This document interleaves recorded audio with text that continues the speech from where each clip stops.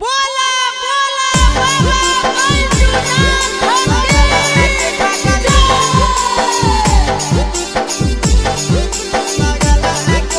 Mix by नंदन यादव।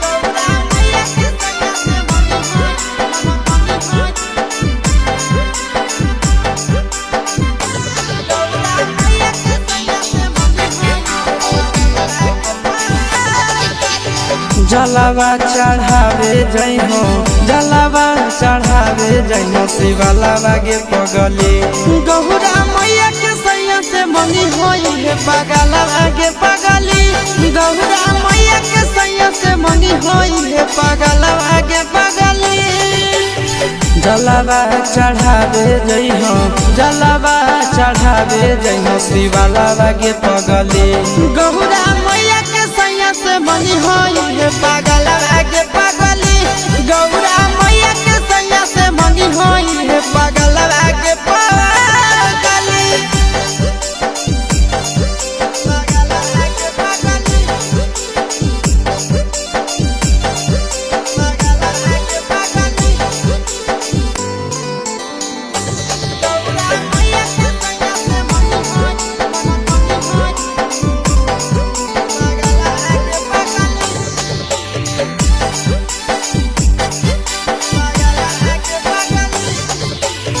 सावनों में कदी है भोले बाबा के ढायानावा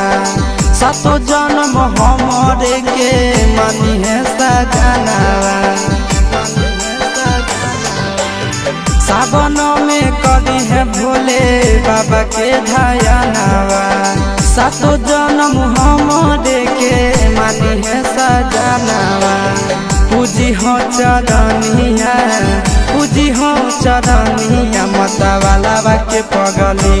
गौरा मैया के सैया से मंगी है पगला आगे पगली गौरा मैया के सैया से मंगी है पगला आगे पगली।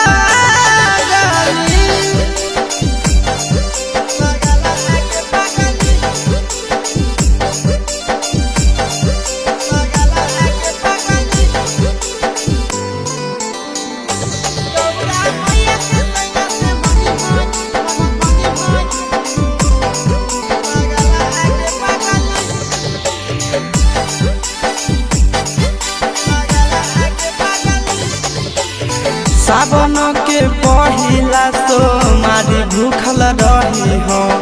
दिलावा के बतिया भोले बाबा जी से कही हो